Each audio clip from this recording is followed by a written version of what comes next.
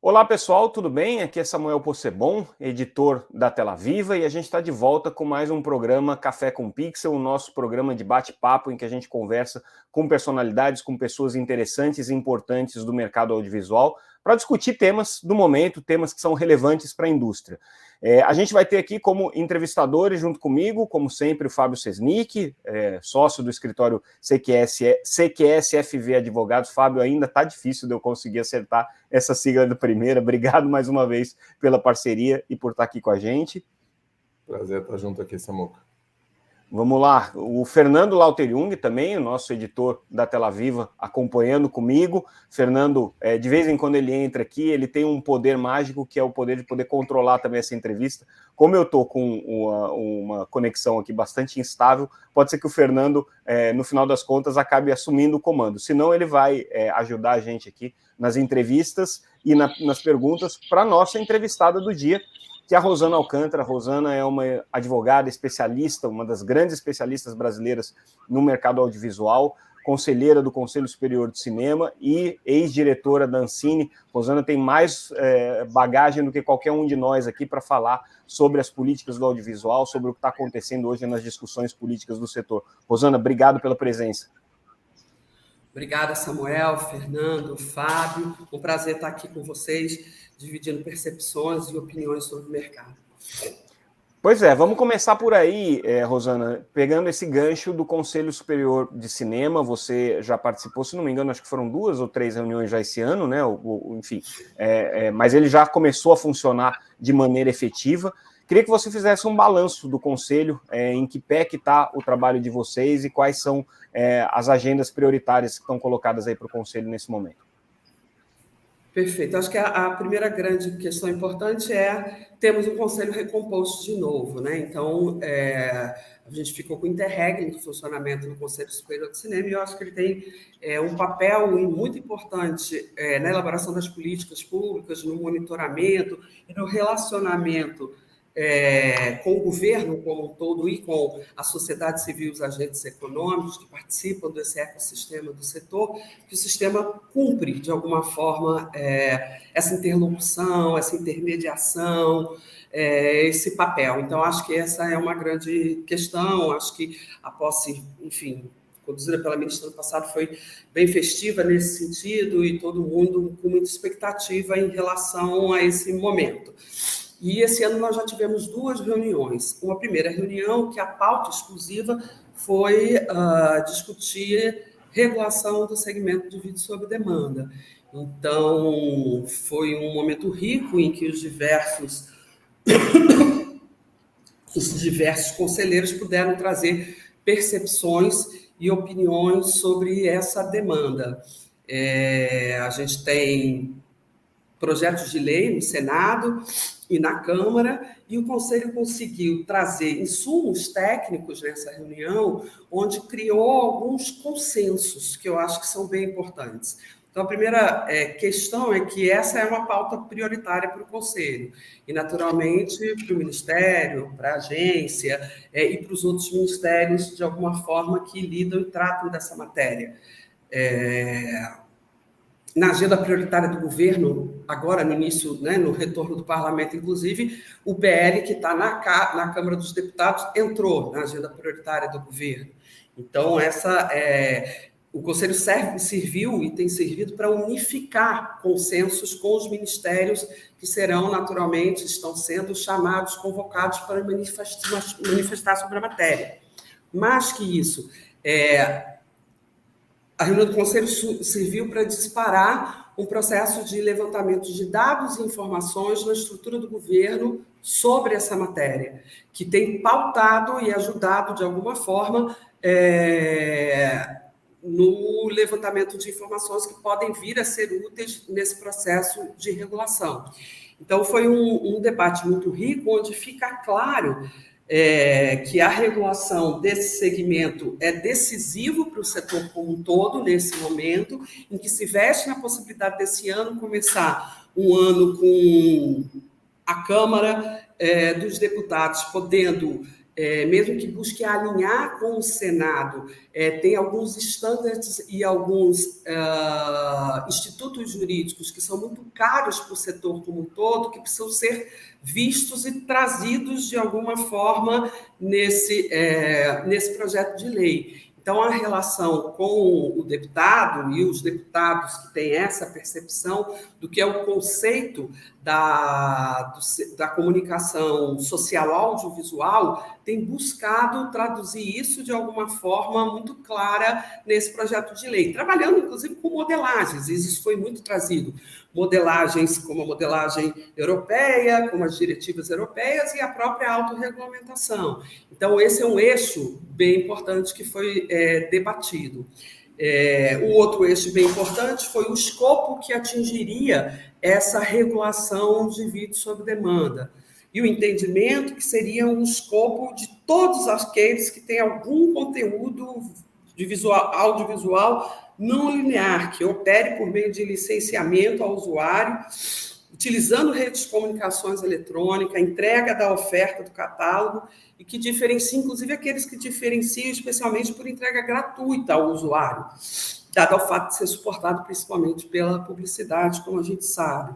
Então, esse escopo foi um escopo que foi também amplamente debatido nessa reunião de alinhamento do entendimento do que seria um projeto de lei maduro e interessante de se ter hoje para o estágio de desenvolvimento do audiovisual.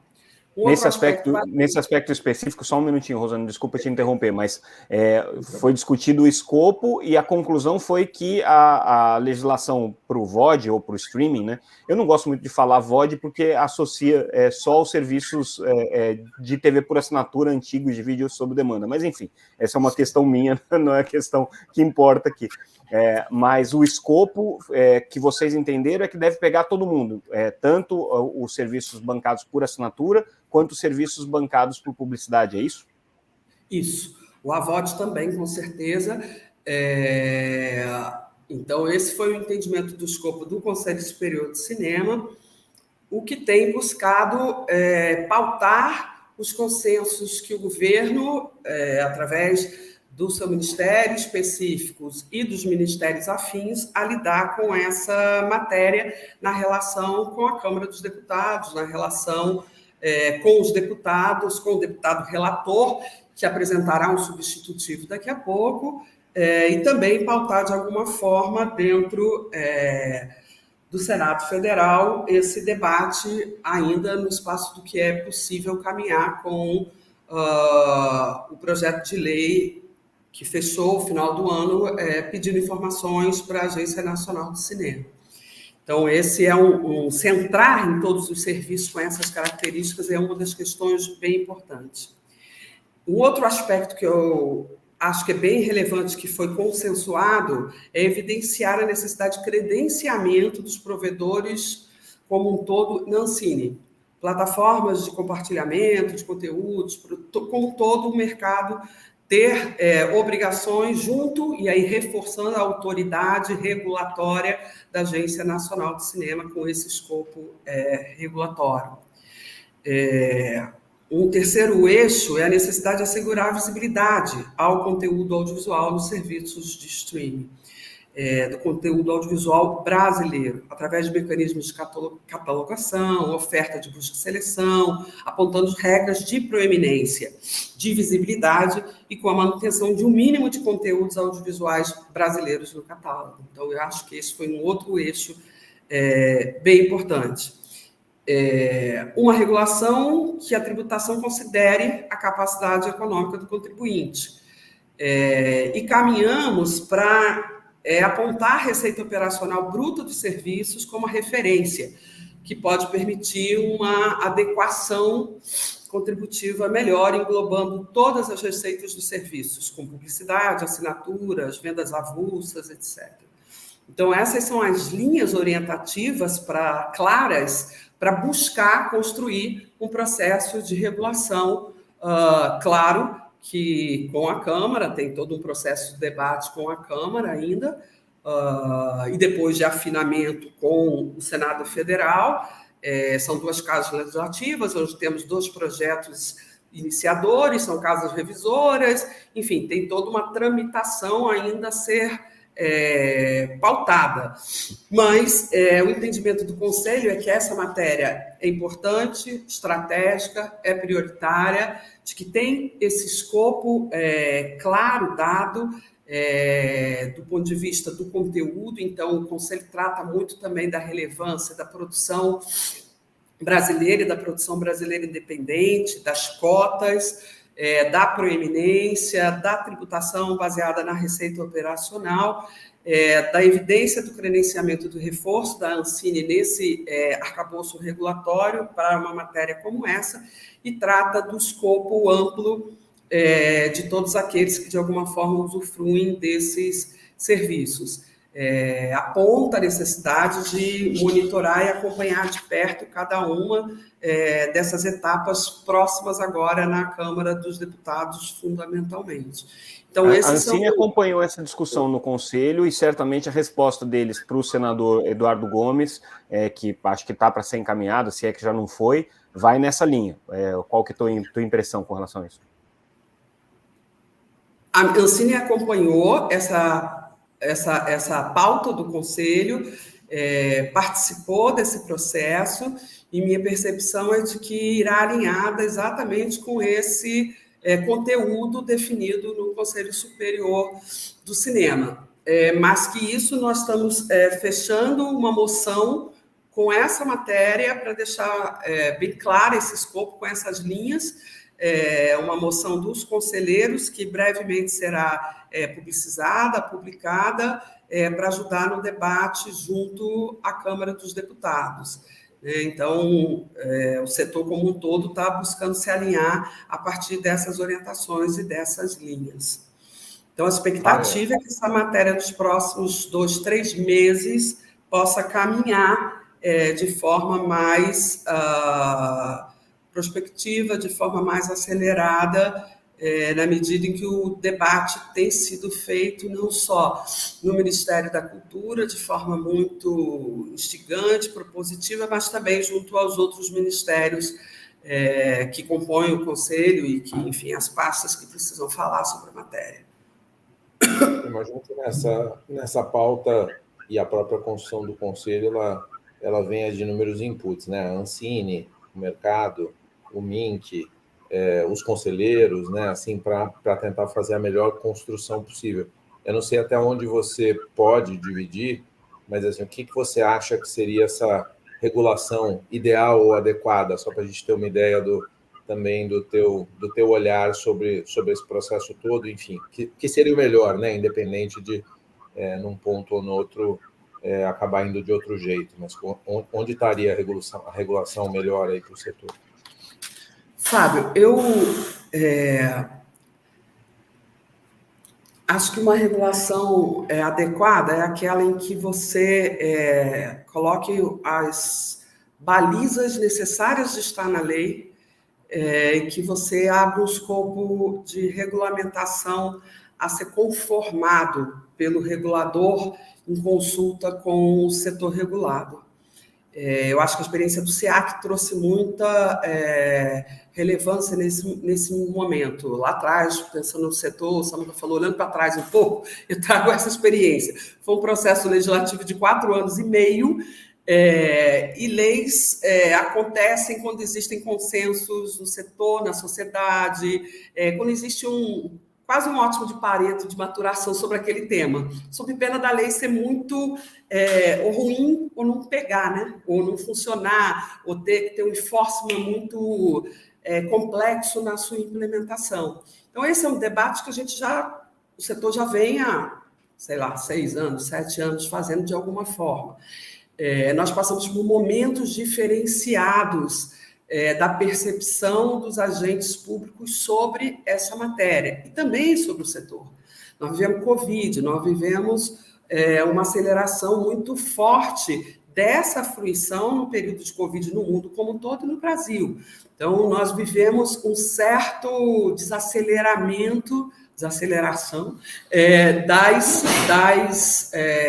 das políticas e dos editais, que era aquilo que aquecia. E a gente viu a chegada dos streams com muita vontade no Brasil, com uma parceria muito grande com muitas produtoras importantes de relevância, com muita vontade de assumir aqueles conteúdos. Por outro lado, a gente viu que eles também percebem, os streamers, e aqui falando dos streamers e não das big techs como um todo, que conteúdo é decisivo e conteúdo de qualidade com parceria e sinergia com aqueles que entregam conteúdo de qualidade é muito importante. Então, tudo isso, Fábio, para te dizer o seguinte, que na minha percepção, a regulação é uma regulação onde a gente tenha eixos mínimos que deem conta de quem é o VOD no Brasil, de quem é o segmento, o que é o segmento de VOD, o que é ter conteúdo brasileiro com uma cota mínima e proeminência, como os provedores já têm feito, mas uma cota indutora que aponte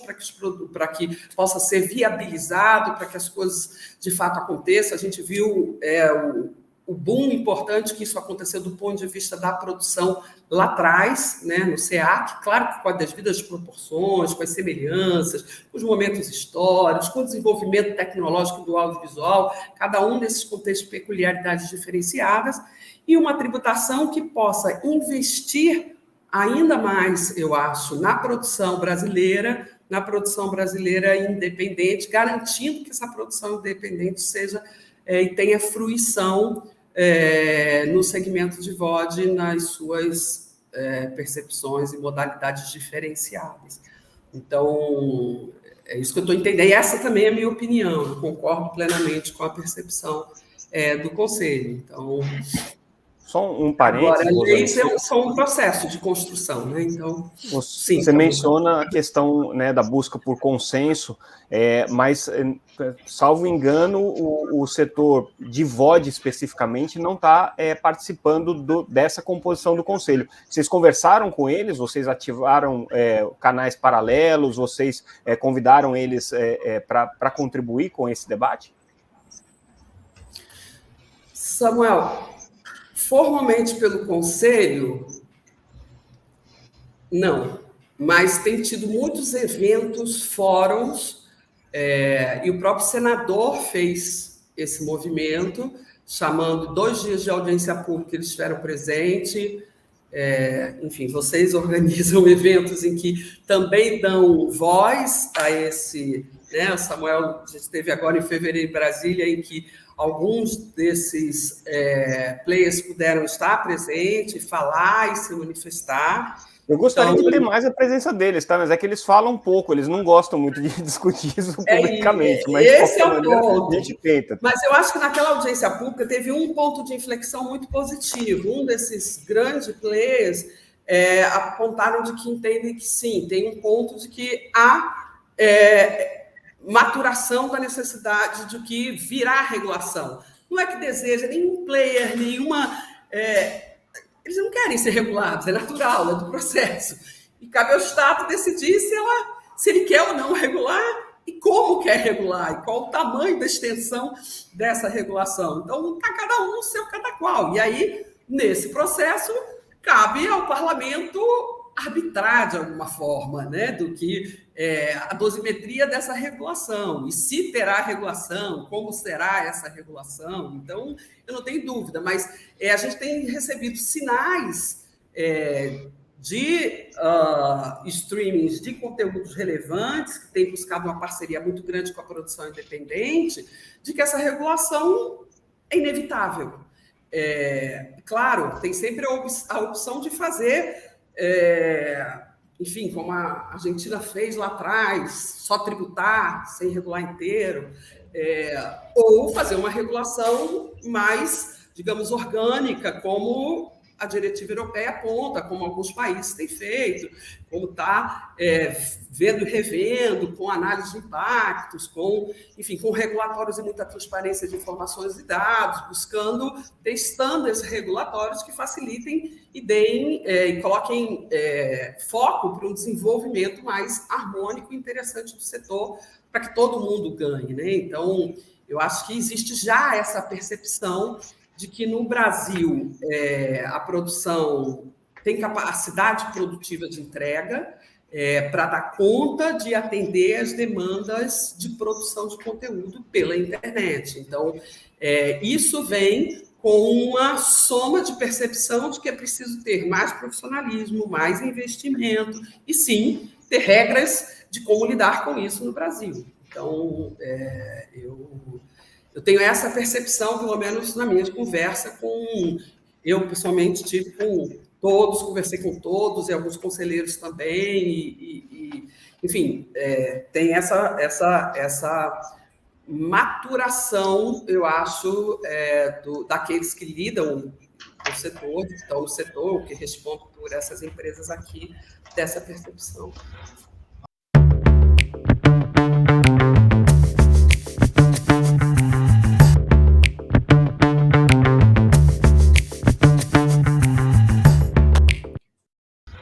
Rosana, e da política industrial? Você mencionou aí de uma pausa que teve por conta de Covid na regulação e as leis que definiam a política industrial pararam de valer, né? Aqueles mecanismos todos pararam de valer. Eles foram renovados e agora a regulação está se retomando.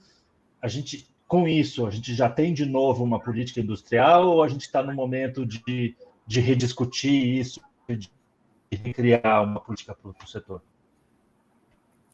Fernando, eu acho que a gente teve um processo de desaceleração, como você coloca, de alguma forma. Eu acho que teve um processo de desaceleração, como você coloca, de alguma forma, e acho que do ano passado para cá, a gente tem feito um esforço, se tem feito um esforço, né, tanto a Ancine quanto o Ministério, de forma combinada e alinhado, de não deixar, digamos, passar desapercebido a necessidade do fomento como um todo, inclusive para a indústria. Então, os editais, o volume dos editais do Fundo Setorial do Audiovisual, cumprindo o plano anual de investimentos, pretérito ainda, mas que tem dado consequência e continuidade, então o volume de recursos e a modalidade desses recursos que têm sido feitos via editais nesses últimos, sei lá, quiçá 6 meses, eu acho que apontam muito no sentido de que, sim, existe uma atenção, de alguma forma, para a indústria do setor, uma percepção de que a indústria é fundamental que exista, e na minha percepção, é fundamental que exista a indústria para que você possa incluir, para que você possa diversificar, para que você possa ampliar, porque sem um motor você não consegue. Então, por mais que em alguns momentos pudesse parecer de forma isolada, e talvez as leis emergenciais tivessem um pouco esse caráter, buscavam de alguma forma trazer de forma mais marcante o processo de inclusão, o que é bem-vindo, mas precisa ser para passo paralelo com o processo de manutenção, de expansão, digamos assim, do parque industrial, por assim dizer, do país, né, do Brasil. Então, eu percebo que não teve um descuido. Desculpa, independente da questão das políticas específicas de determinado governo, e acho que boa parte da paralisia que você se refere tem muito a ver com isso, né? A gente veio de um governo que tinha uma postura claramente contra as políticas culturais, né? No sentido de desconstruir aquilo que havia sido construído até então. Mas a gente tem também uma questão de ordem prática, de ordem burocrática que acabou se impondo ao longo do tempo, que é o fato de que o setor audiovisual ganhou relevância, ganhou orçamento, começou a movimentar recursos públicos, e aí você bota, né, todo o sistema de fiscalização e controle em cima daquilo, com o Tribunal de Contas, com o CGU, com todos os órgãos ali, Ministério Público, que acabam ficando em cima desse processo. Como é que se avalia, né, essa relação entre o regulador e os órgãos de controle, dentro da tua experiência, inclusive como gestora pública, você foi diretora da Ancine, quanto que isso pesa ou não pesa na fluidez e no processo de regulação, de fomento, principalmente de fomento, né, que aí você está lidando diretamente com recursos, de fiscalização da agência reguladora e do governo como um todo? Eu penso que o caso do audiovisual brasileiro é um case de absoluto sucesso em relação à gestão de dinheiro público.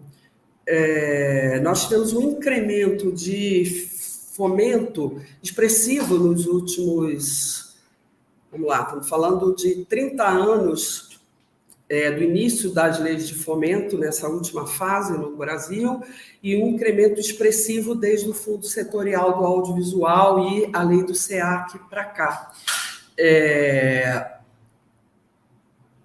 E a gente não tem na curva coisas expressivas que chamem a atenção, seja por ordem privada, dos agentes privados, seja por ordem dos agentes públicos. No geral, para uma indústria que opera esse volume de recursos, eu acho que é um case muito positivo essa parceria entre público e privado no Brasil, de investidores, de ministérios, de governo, agência reguladora lidando, cuidando, fiscalizando, etc. É natural, quando você tem volume de recursos, os órgãos fiscalizadores, sancionadores de controle busquem e chamem mais atenção sobre isso. Não foram encontrados nessas aferições cases ou casos que pudessem ser absolutamente relevantes, impactantes ou paralisantes da máquina como um todo. Então, em alguns momentos, eu acho que teve mais cuidado, outros menos, mas não teve casos que olhassem e fossem impeditivos de continuar a fórmula que vinha funcionando e dando certo. É natural que, em alguns desses momentos, os gestores fiquem mais ou menos inseguros. Não tenho a menor dúvida disso. E acho que o Brasil está muito bem dotado de legislação que protege, inclusive, os legisladores. A lei, a LINDB, traz uma proteção muito importante para os gestores a partir de entender que aquelas decisões foram tomadas em situações de determinado contexto social. Então, o grau de informação que o gestor tem naquele momento para tomar aquela decisão, ele poderia ter tomado a decisão A, B e C. Passado 10 anos, por que ele tomou a B e não a A ou a C? Então, se tiver tudo muito materializado, está muito claro naqueles processos que, olha, os dados e as informações que ele detinham tendiam para a possibilidade, para a finalidade da coisa pública, que ele tomasse essa decisão, porque o trade-off analisado e feito que a decisão C ou B, não só do ponto de vista do custo para o gestor, mas do custo para o setor, poderiam ter um descabimento. Então, se isso estiver bem organizado do ponto de vista dos processos decisórios, dos processos administrativos, e eu acho que a Ancine tem tido todo esse cuidado ao longo desse período de existência, eu não acredito que o gestor tenha questões a decidir e fazer com que se desenvolva, né, o setor como um todo, e sejam impeditivos. Eu acho que é uma parceria bem-vinda sempre, mas uma parceria que não faça com que o gestor possa ser impedido de tomar decisões no sentido daquilo que ele precisa implementar, que o desenvolvimento e a fiscalização e implementação das leis e do escopo regulatório que cabe às agências, né? Nesse caso aqui, a agência reguladora. Então... Fábio? Rosana, uma pergunta um pouco para o futuro, né? Além dessas pautas, tem novas preocupações ou novas pautas nessa agenda do Conselho? Quer dizer, a gente tem ouvido no mercado o tema, por exemplo, de inteligência artificial, tem vários temas, né, que acho que estão colocados para além desses que a gente está discutindo aqui. Queria um pouco tua visão sobre a agenda futura do Conselho e como é que você enxerga aí, quais são as próximas preocupações.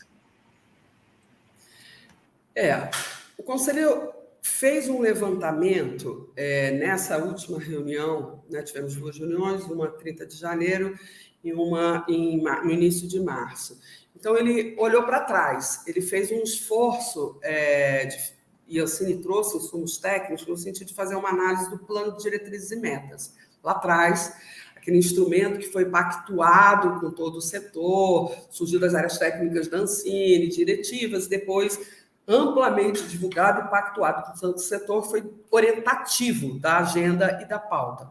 Então, essa reunião de março foi muito ilustrativa nesse sentido, de que foi a primeira grande avaliação desse PDM, justamente porque olhar para frente precisa também olhar para trás. Então, no geral, fiz uma brincadeira, na média nós estamos aprovados, tiramos na média, então fazendo o levantamento, inclusive, de alguns, buscando de forma muito, muito correta e muito técnica, buscar os indicadores que eram possível ser observados com dados primários da Ancine ou secundários, ou de outros órgãos do governo, da República, do setor, do segmento, e aqueles que foram desprezados porque não tinha materialidade. E nessa contabilidade, esse é um material que vai ser ainda oficialmente divulgado, e nessa contabilidade estamos bem, passamos o setor, conseguiu atingir aquelas diretrizes, aqueles indicadores, aquelas metas apontadas lá atrás. Então, a gente começa a pensar na possibilidade de um novo plano de metas para um próximo decênio, provavelmente, como tem sido feito em alguns ministérios. Então, se aponta nesse sentido. E aí, claro, Fábio, a ideia é poder trazer tudo isso. Eu, pessoalmente, acho que nós temos um dilema muito específico, que é o da cultura e da comunicação social, que é o objeto da fruição, você conseguir fruir de forma a considerar, inclusive, fruir plenamente, considerando a sua personalidade, os seus gostos, os seus hábitos, enquanto ser constitutivo da sua pessoa, a sua privacidade, e, ao mesmo tempo, não ser um obstáculo, ao contrário, que a inteligência artificial possa lhe ajudar nesse processo do seu autorreconhecimento dos seus gostos, da sua fruição, inclusive, de cultura e do audiovisual. Ou seja, a autodeterminação informativa é um princípio muito importante nessa próxima leva, digamos assim, de impacto muito grande do ponto de vista do desenvolvimento do setor do audiovisual, sem deixar de atender, sem deixar de reformar o que for possível e importante, a propriedade intelectual daqueles que são criadores, daqueles que detêm a criação, daqueles que organizam a criação. Mas eu acho que esses dois universos são os universos que a gente vai precisar lidar para o desenvolvimento do setor para o próximo período. E temos projetos de lei, tem debates de toda ordem, de toda natureza. Eu acho que a moderação de conteúdo é um debate altamente relevante e central. O presidente Lula terminou o ano dizendo que, de alguma forma, que os conteúdos e a ordem pública desses conteúdos precisavam ser, de alguma forma, endereçados. E assim fez o TSE para o processo eleitoral, assim tem sido feito na Câmara, quando se trata do PL da fake news, de alguma forma, e outras iniciativas, e também no segmento que vive de criar conteúdo, que é o audiovisual, que é o setor com os projetos de lei em relação ao vídeo sob demanda. Então, eu acho que esses são os debates modernos. Eu não tenho a menor dúvida de que quanto mais a gente conseguir caminhar nesse sentido, mais afinado, com mais capacidade de atração de investimento e desenvolvimento e valoração do conteúdo do produto brasileiro, o Brasil estará para a disputa desse difícil e árduo mercado, que é o mercado internacional, fazer valer o nosso conteúdo, fazer com que ele circule de forma mais expressiva lá fora, que ele dispute a concorrência e a atenção nos nossos celulares, né, da juventude, enfim, do consumidor como um todo. Eu acho que esses são desafios bem ricos e bem importantes. Não sei se te respondi, Fábio. Não, excelente. Não, e uma outra coisa dessa agenda também, que a gente entrevistou aqui há umas semanas atrás o Gustavo Steinberg, que também é conselheiro e que está ligado na pauta dos games. Então, queria te ouvir só um pouco nessa agenda futura, o tema dos games, que o Gustavo um pouco dizia, poxa, tem dificuldade de colocar os games ali, há uma resistência um pouco do audiovisual mais tradicional. em reconhecer os games, que, enfim, tem muito game brasileiro, né, muito desenvolvedor no Brasil, fazendo jogos brasileiros independentes importantes, e a importância de colocar isso, na verdade, também numa agenda prioritária, né? Então, o Gustavo está, né, fazendo parte do conselho, ele representa um setor bem importante. Desde a época que eu estava na Ancine, já faz muito tempo, a gente chegou a fazer análise de impacto regulatório, nota técnica, enfim, o reconhecimento do games no setor, né? Então, das sinergias do reconhecimento, quanto ele se identifica enquanto obra audiovisual, enquanto conteúdo, quanto se distancia, e desde aquela época identificamos que tem muito mais semelhanças do que distanciamentos, eu não tenho a menor dúvida, e acho que os desenvolvedores brasileiros, enfim, precisam muito dos nossos serviços para conseguirem ser engolidos no mercado internacional. E eles têm conseguido, de alguma forma, fazer. Então, a assessoria e consultoria jurídica têm sido decisivos em relação a isso, para que eles possam sobreviver quando entregam primeiro, mas para entregar a segunda leva, para entregar a terceira leva, para não perderem totalmente, que acabam e tendem a perder. Então, ter regulação sobre games, e acho que essa vitória da Câmara foi importante, eu não tenho dúvida. Acho que os games precisam se aproximar, inclusive, da regulação e da legislação do audiovisual. Eu não tenho dúvida sobre isso, mas eu entendo o que o Gustavo diz. Tem uma percepção de alguns produtores de que, olha, mas é o mesmo bolo ou vai acrescentar o bolo para dividir mais? O que é absolutamente natural. Então, nós estamos falando de uma CID específica, nós estamos falando de uma outra lei que vai materializar, que vai... Enfim, mas assim, que tem muita semelhança, muita vontade do Conselho de trabalhar e caminhar junto com o game, com esse setor, com esse segmento. Eu acho que sim, eu acho que não dá para descartar, muito pelo contrário, quando você pensa nesse projeto, inclusive, de novo PDM e de desenvolvimento do setor, apontando para os próximos anos, né? Fernando? Rosana, eu tenho visto um movimento aí das cidades e dos estados brasileiros e do próprio governo federal, através da Embratur, de trazer serviços de produção no Brasil, de criar film commissions para incentivar esse serviço de produção e com isso promover um turismo, mas também promover a imagem brasileira. Isso é algo que o Conselho está atento? Isso está em debate no Conselho? Essa pauta chegou, mas ainda não está na agenda formal do Conselho, mas vai entrar sem muito problema. Na reunião passada, a Embratur tentou fazer a agenda, mas acabou não conseguindo por questões de agenda, mas a Embratur tem conversado muito com a secretária sobre essa matéria. Então, eu acho que o esforço da Ancine de investimentos em coprodução internacional é relevante nesse sentido. Eu acho que os esforços que a Embratur e o Ministério estão fazendo no sentido dessa sintonia de film commission junto a estados, municípios, e potencializar isso, é bem importante também. Então, eu acho que entra na pauta, Fernando, por esse período próximo. Então, estou lembrando aqui que a secretária teria dito, olha, o Marcelo, que é aqui do Rio também, viria à reunião do Conselho, ele acabou não conseguindo por questões de agenda. Então, o objetivo é incluir também esse debate. Ô, Rosana, para a gente fechar, eu queria uma avaliação sua, pessoal, como uma pessoa que acompanhou boa parte da discussão das questões que estão colocadas hoje com relação à regulação do audiovisual, já de muito tempo, e eu recuperando aqui algumas matérias, né, enquanto a gente conversava, tentando relembrar quando foram as outras vezes que a gente discutiu streaming, VOD no Conselho Superior de Cinema. 2015 aparecia já matéria, 2018 aparecia matéria, eu me lembro de ter tratado desse assunto em eventos que a gente organizou até muito antes disso. Me parece que essas pautas não andam, não destravam. Qual que é o teu sentimento? Assim, o que precisa acontecer para que isso se resolva esse ano, ou para que a gente dê um passo efetivo de construir uma política e construir um ambiente regulatório, de regulação desse ambiente? E qual que é o senso de urgência que você vê hoje no mercado com relação a isso? Samuel, eu vejo que essa pauta está madura.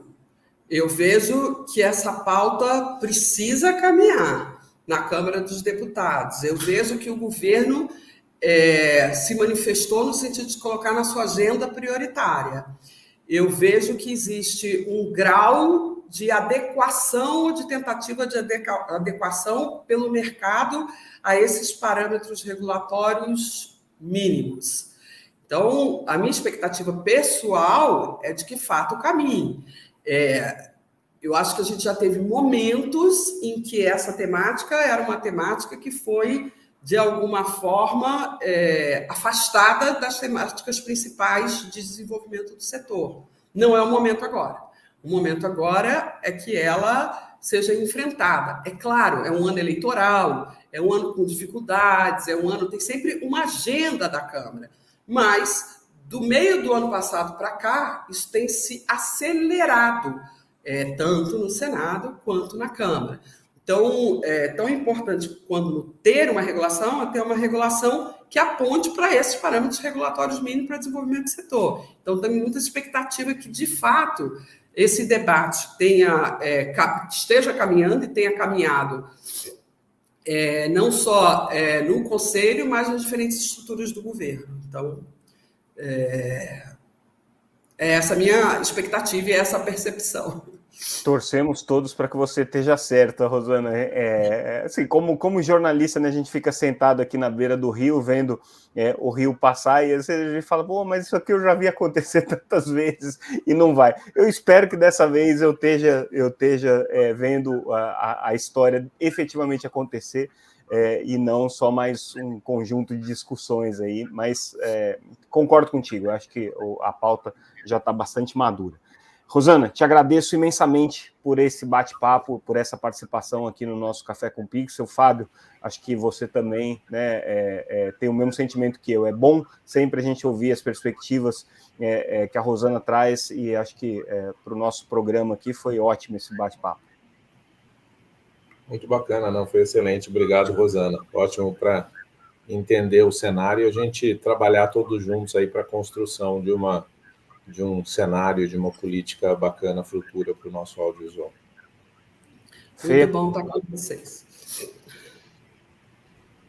Isso aí, obrigado pela contribuição aí, Rosana. É isso, gente. Agradeço mais uma vez a participação da Rosana aqui com a gente. Encerramos com isso o nosso Café com Pixel. Ficamos por aqui. Em breve a gente volta com mais um episódio, com mais uma participação e mais um personagem especial do mercado audiovisual. Obrigado, pessoal. Tchau, tchau.